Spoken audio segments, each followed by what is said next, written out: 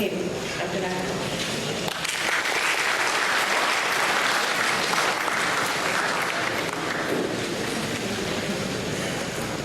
So, good evening, folks.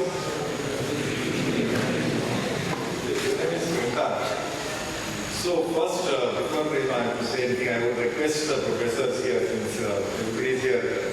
He is a little bit upset or sad that this is too soon. You come here and have some fun, and it's already time to go. I don't think it is compulsory to go.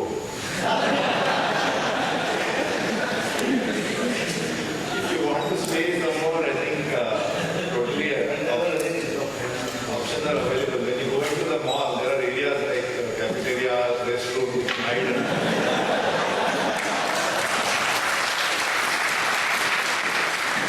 We used to call them in our time summers. I don't know if they still call it summers. And I heard Shruti talk about, I think she meant it in two different sentences, but she said something about love. Something about 67 girls and so on. I'll be curious to know whether yeah, I don't like to hide behind this podium, but anyway, chalega. So anyway, congratulations. Thank you for these two. You are already calling yourself alumni. You are not alumni until how many people still have exams to finish? Okay, that's why I was wondering why on Friday evening they are here and all the exams are over. So I think the secret of organizing this event is to make sure that the last day of the event exams are not over. They're only, and of course the secret is the t-shirt and then the But so what happens is that you study so hard and you really work so hard and then you party so hard and you talking about some night games I would really like to know about. And then ultimately you pass out.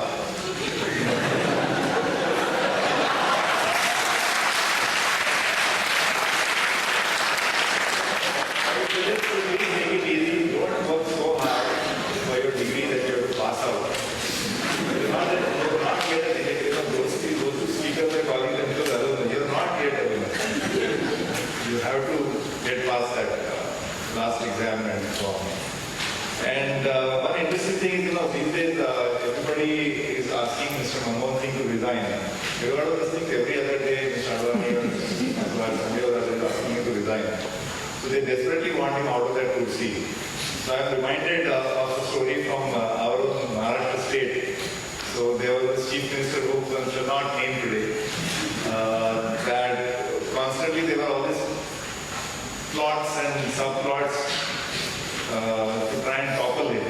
There's always intrigue. Maharashtra politics is always very interesting. So there was all this,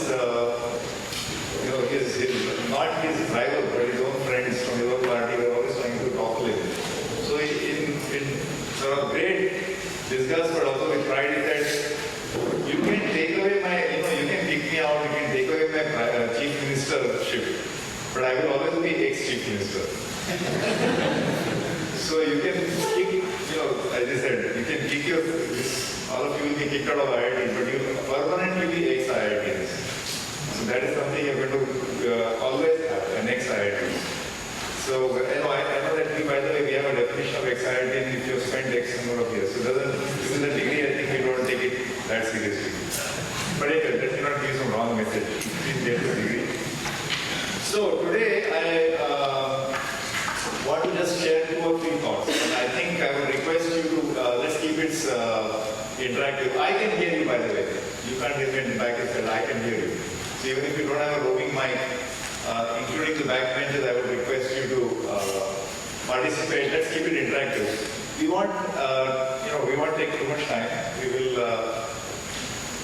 We have some 30-40 minutes, so let's try and keep it interactive. So I would really like to hear from you what your thoughts are, what are your questions, and I'll be happy to share my thoughts.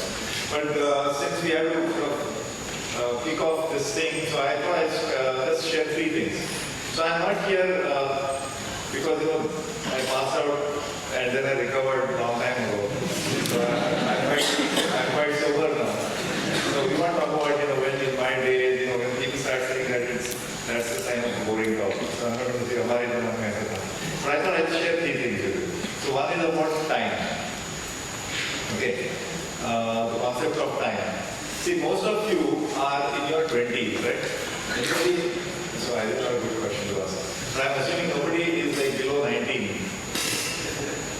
So there is somewhere. Below 18, below 17. So roughly around 20 or 20 plus, and hopefully 30 minus. Or the PhD student also. So this is a dangerous topic. But what I mean is that you're all young and startling young people. So I want to tell you that there is a concept there in when we do this, the census of India just came out, the population numbers. We do a national census of India every 10 years. 2001, 2011, 1991. So there is a concept in census taking called life expectancy. So the average life expectancy of India, that is the average lifespan of a person born in India. Life expectancy is a statistically defined term. In the 1940s or 50s, it used to be something like 45 years old. So if you were born in 1940, an average Indian born in 1940 would expect to live for around 45 years. It is different for men, different for women, and so on. But today, in 2013 or 2011, you know what is the life expectancy of India? 61, 62. Again, like I said, it differs for men and women, but roughly 61. Actually, by the way, the women typically live longer than the men. Did you know this? The women have an average life expectancy which is longer than the men. Typically, women live longer. I hope you know this. And what happens is typically they are also richer because since they are living longer, they already inherited, even if they didn't own property.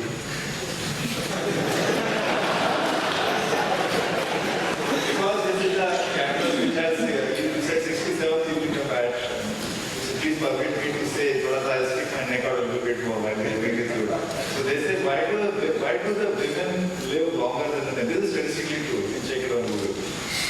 So women typically have a higher life expectancy of 4-5 years longer. So the hostel aid calculate was that if it weren't for the men would live longer. So anyway, back to life expectancy. So the Indian life expectancy is about 61, 62. But I want to tell you that for you, this life expectancy is measured at birth. So when a young newborn child comes into India, born in India, life expectancy is 61 or 62 today, and we have made a lot of improvement over these years. Health, even if you are still not satisfied, but our health delivery system is much better than what it used to be. So people are living, eating better, there is better care available for elderly people and so on and so forth. So basically our life expectancy is 61, but that is at age 0. You are at age 19 or age 20, 21, 22. You know what is the life expectancy of a person at age 22? Easy to guess. 50. The life expectancy of India as a whole, 1.2 billion people is 61 or 62. So if you take a subsample of that, which is you, and you're an extremely privileged, real Harvard sample, very special people. But life expectancy at age 20 or 21 is 85. See, life expectancy at age 0 or age 1 is when it includes everybody. It includes the malnourished kids and well-nourished kids. It includes kids from Jharkhand. It includes from Mumbai. It includes from Andaman, Assam. Average of all that is 61. But if you take a subsample of people who have already led a healthy life and are here today, just waiting for their final exam at age 20 or 21 or 22, the life expectancy, statistical life expectancy of people in this room, excluding some front benchers, right, is 85. Okay? So this is the concept of time, that if you are going to get into your first job, I think many of you are going to go into job, right? I mean, probably not many people are going for further academics. Maybe some of you are. So what tends to happen is that you want the best possible job today itself. The highest paying London posting. I mean, nowadays actually this foreign posting attraction is gone, because I think in earlier days, a huge chunk, 50-60% used to go abroad. They used to go abroad for an MS degree, and then that was the kind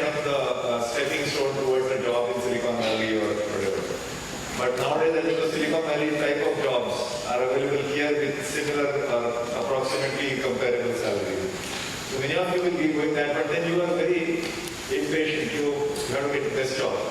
But at age 21 you get the job, and at age 21 and a half, 21.6, you realize that, oh, bad scene. This is not what I wanted. But I have to remind you that your life expectancy is 85. So things are just beginning. So you have to be patient. All the old people say that, but I'm trying to give you a very nice statistical reasoning for that. So you have, if you have to give it at least 1 or 2 years, whatever you're going to do. That's the message of time. Because it's going to be a long journey. I mean, that is a statistical fact. This life expectancy is just it's biology. So you can't just get impatient in just 1 year or half a year. You have to give something as serious enough. But I would say, in the beginning of your career, of course you choose your whatever you want to do carefully, as much as you can. But don't give it up right away. Because I don't think, very, very few of us, few of us have this privilege of just getting it right the first time, especially a profession, a job. Like Professor Patak used to say, from electrical engineering you went to computer science. At least you made one phase shift. I made 2 phase shifts, so at least 1 phase shift. But it was fun. It has always been fun. So whatever you do, so as people say, if you got Omkar, right? You would say, they have asked you to tick mark. Say 3 minutes what you like about IT, 2 minutes say what you didn't like. We had to tick mark with Sotak. So you know what, IITs are not taking this technical job. Some people would say it's a politically correct thing to say. So it is really not get it on. But everybody has done this, including the great father. Who always, he's the one who gets being this randa. Hey, you're an engineer, you're doing, what is this? Accounting. You open like one of our batchmates went into filmmaking, by the way. And he's doing wonderfully well. So that is not, I don't think it's easy at all. I mean, he's sitting here as my guru, but it is actually whatever you do, if you do it fully with your passion, that is more important, whatever you do. So an IIT degree is something that you have acquired in your life. And that's never going, like that chief minister, that ex-CM, that chappa is always. So IIT alumnus is always going to do, that chappa is always with you. So you have acquired that degree, you have acquired the training, you have acquired this wonderful experience. And what you do with it is your life. We would be great as a society if you manage to send the next satellite, Indian satellite. But I really would like to say that whatever you do, if it is with passion and excellence, whatever you do will actually be for the social good. So the first concept is of time. That please remember, young people, your life expectancy is 85. There's no rush. So here I would like to give you an example. You all heard of Mr. M.K. Gandhi, Mohandas Karamchand Gandhi. So this guy was in foreign trade. In those days, he used to go abroad. There's a big fascination for a foreign degree. He got himself a barristership. And then he went to some strange country in some other continent, South Africa. And then he did lots of things. He did this and that. He got kicked in the first class compartment. He actually became a nurse in the war. So, sab kuch karte finally he landed up in this country called India. Okay. So when he came here, Mr. M.K. Gandhi, he was a nobody. Because he had, early childhood after Porbandar and all, then he went to England, got his barristership, then he was in South Africa. So actually in India, he was a nobody. He was one of his first gurus, by the person he met was one Mr. G.K. Gokhale, right? Gopal Krishna Gokhale. It's an interesting thing, by the way. His guru was G.K. Gokhale. His one of the main chelas became Vinoba Bhave, and the guy who assassinated him was Mr. Godse. All three happened to be of a certain community, but we shall not go into that. So Mr. M.K. Gandhi landed up in India, and he was nobody. And then Mr. Gokhale tells him, who was already a famous leader. Gokhale was the antithesis of Tilak. Tilak was a big man in those days in Congress party. So So Mr. Gokhale tells him, look, Mr. Gandhi, you come here, aisa karo, you just roam around the country. You just keep your eyes open, keep your ears open, keep your mouth shut. I'm not into that monkey business. This was the advice. Go around the country, look at this country called India, see for yourself what the people are like, what are their lives like. But don't say, just be a quiet observer, quiet witness. And the same Gandhi today, we call him Gandhiji. So he came to India and started from scratch. Question. He came to India in 1915. Question. What was his age when he completed?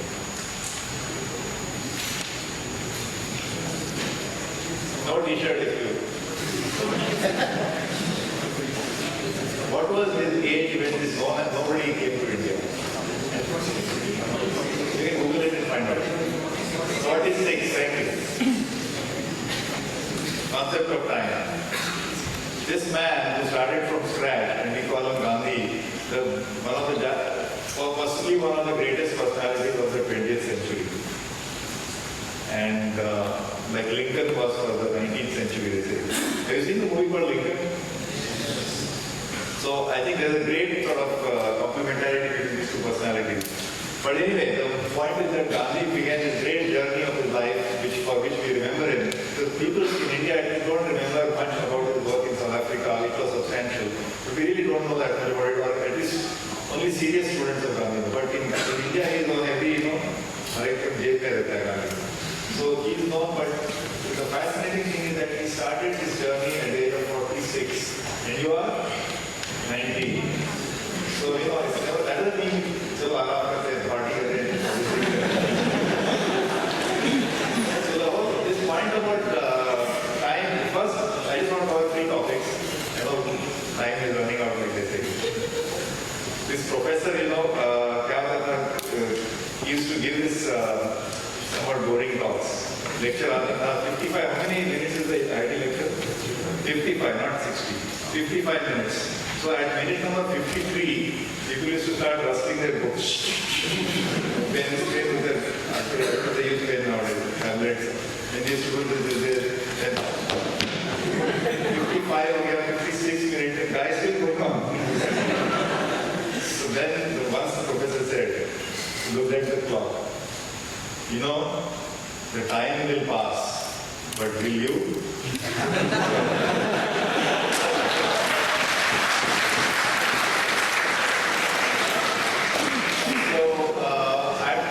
I said I'll say only 3 points, but I wanted to make this impression. The first concept is of time.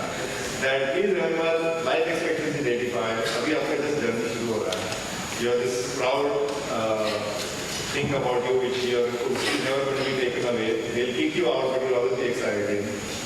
They're not going to kick you out, but they'll kick you out. And even the great Gandhi started his big journey, his big tapasya called India at the age of 46. But that's not to say, by the way, I shouldn't give you the impression, like I said, it's not a time, that doesn't mean that you do only time pass for 46. You have to, every moment is precious. I don't want to give the impression, the concept of time is, I'm just saying that you just have to remember this perspective. When you are young people, you are in good health, you're going to live long, you have to give everything a chance. So you can't just give up a job in 6 months or 1 year and then, frustration, you can't easily write a check for frustration. You're frustrated over that. You got to give it. For every Gandhi, there will be a counter-example. Mr. Bhagat Singh, he was 23 again. He already accomplished in his life. Khudiram Bose was 16. Or Vivekananda was 39 when he died. And actually we call him Vivekananda because he went to a place called Chicago. He was a no-name monk, wandering monk. Somebody gave him the name, Vivekananda.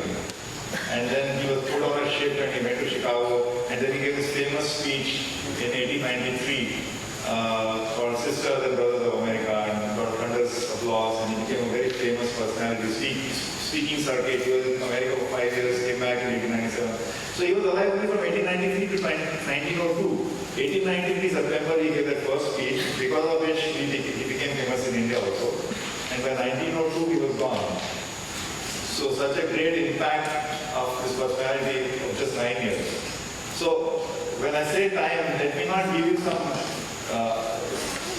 I'm not trying to say that time is not precious or time, I'm just giving you a perspective of your own life.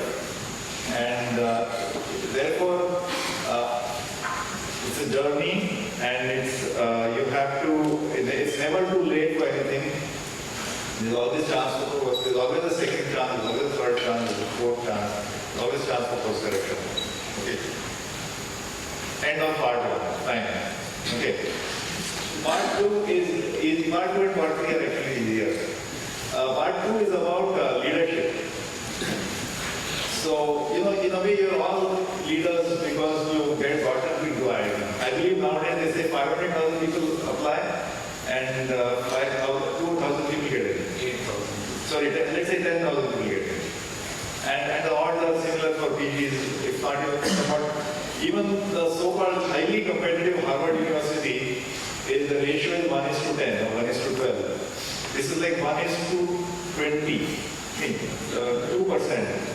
So it's 1:50. So even the most competitive so-called, so obviously the fact that you've gone through all those hoops means you are a leader in some sense. So I just want to talk about what is leadership. Now this leadership, once you start talking, we can give hundreds of lectures and you can go on and on and on. So I just want to share what I think is leadership. Actually, I'd like to hear just one line, quick quotation, one or two lines from you. What do you think is leadership? Front benchers, so obviously Bakra now. Can you tell me what is leadership to you? Not telling your subordinates what to do, but actually showing them how to do. Okay, leadership is leading by example. Yeah. Not telling others what to do, but just doing it and being an example. Great, very good definition. Inspiring people. Inspiring people. Great answer. Okay. Inspiring people. So leadership is about inspiring people. Anybody else? Taking risks. Taking risks. Okay, good. So you've done all this, right? I hope. You've taken a risk by coming to this lecture. Right, so leadership, if you start defining it, it's like there's so many aspects to it, and all of this is correct. Of course, but I want to stress on 2 or 3 things. So for me, leadership is about multitasking, which IITs are great at. It is of course, like you said, it is of course about inspiring. But somebody may say, why are you giving me this duty of inspiring other people? So it happens actually.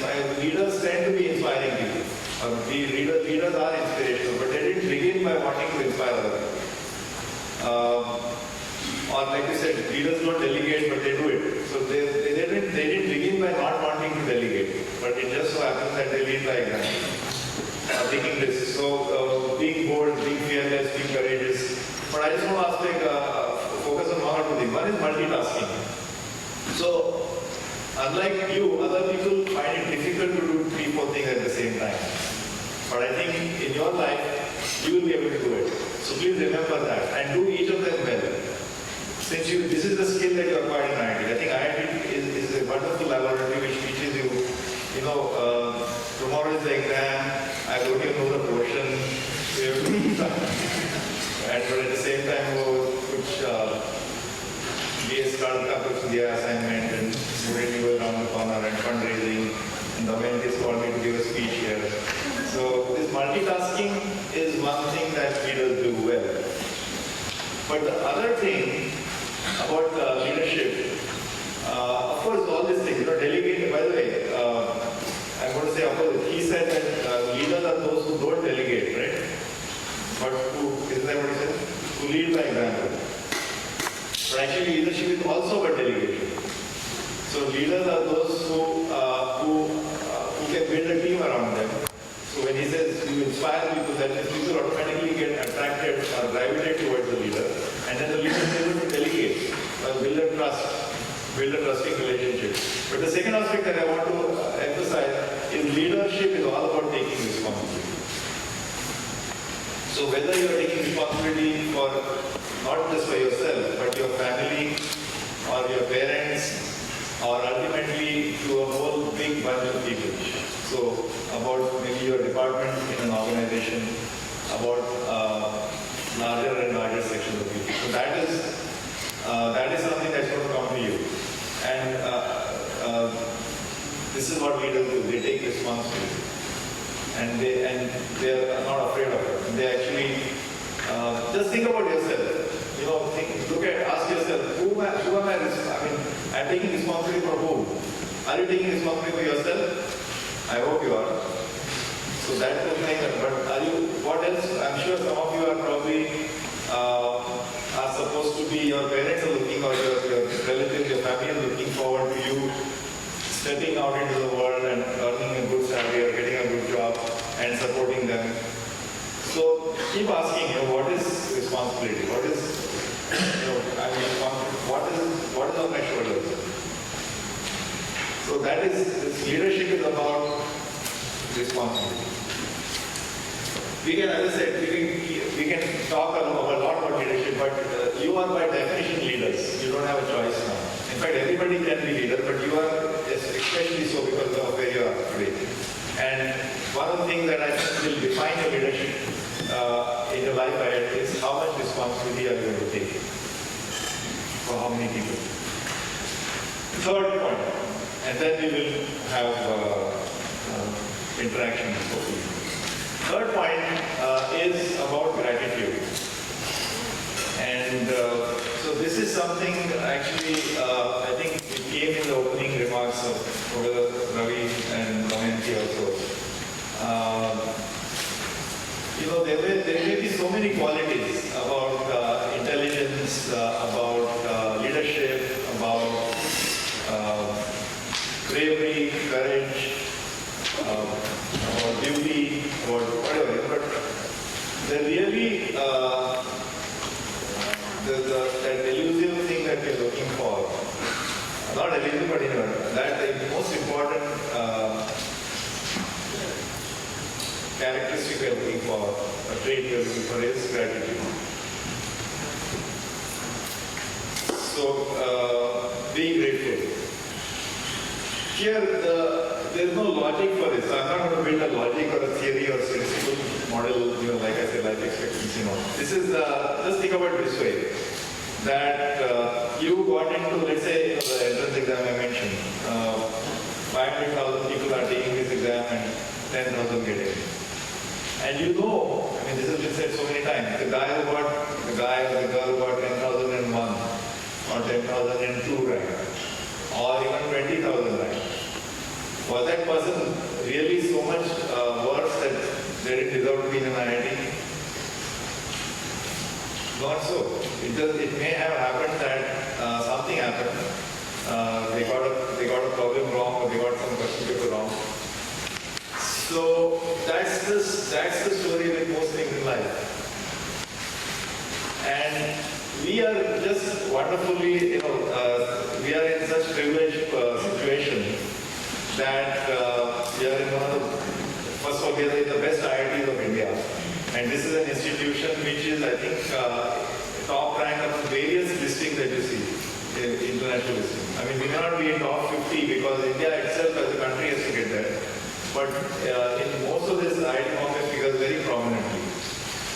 You mentioned in your talk how you benefited from your hostel life, or from your professors, from this whole laboratory or crucible called IIT Bombay campus. You could have done, you said, you could have got everything from internet or staying in any internet cafe. But really, the physically being here in this crucible and executive are no joke. So, one thing that you need to really acknowledge to yourself is that we have been lucky. You might, this IIT, unfortunately, if I can say that, it instills this tendency that, I'm here because I deserve it. And then constantly you are said, you are the cream of the country, and you are this and you are that. And you're already made it because you got through the entrance exam and you got through various competitive things. But at some point, and especially before you totally pass out, you have to start acknowledging firstly to yourself that इसमें थोड़ा तो luck factor ही है. Everybody needs luck, including the great, even the gods need luck. And hence, what distinguishes you from the person who didn't make it is a little bit of luck also. I mean, there may be other reasons. And so, how do we, the way to acknowledge that reality, the starting point is gratitude. And of course, I'm not going to make a pitch for IIT Bombay Alumni Association or the Guru Dakshina tax. That's not the purpose of what I'm saying. Actually, it's not in the narrow context of IIT Bombay Alumni Association or IIT Bombay. I'm saying it in the context of the larger roles that you leaders will play in society. In India, in the world, some of you will go to great positions, even internationally. I'm 100% sure of it. But this thing, the third thing about gratitude is something that will make you a better person. You just have to acknowledge it to yourself. We always, we say we are grateful to our teachers. First thing, our teachers ke pehle bhi parents. Our parents, our teachers. In fact, in our tradition, I think the teacher comes before the parent. Right? So we are grateful, but that has to, the way it comes into your life is with that awareness in your mind that there's something to be grateful about. And if that takes root in your mind and in your heart, then everything else is a smooth journey. So I think the greatest quality you can try and nurture, this is something you can nurture. And great leaders like you who know that you have proven yourself, you don't need to prove, you don't really need to prove anymore because this itself is a great destination to be. So for such people, it's easier, I think, if you start with yourself.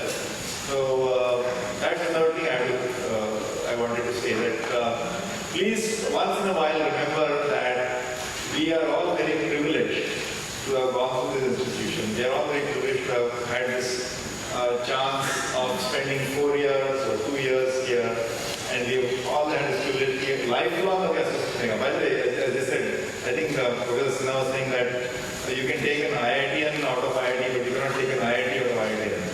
So the other thing to add to that is that you can go wherever you want, but IIT Bombay Alumni Association is going to chase you for your donation or whatever to the corner of the. So while we chase you with our annual New Year greetings and happy birthday greetings, we want you to, in the meantime, have inculcated enough stock of gratitude so that getting the money to be easy. Anyway, I'm not stop here. So wish you all the best and happy to have a conversation. Keep it.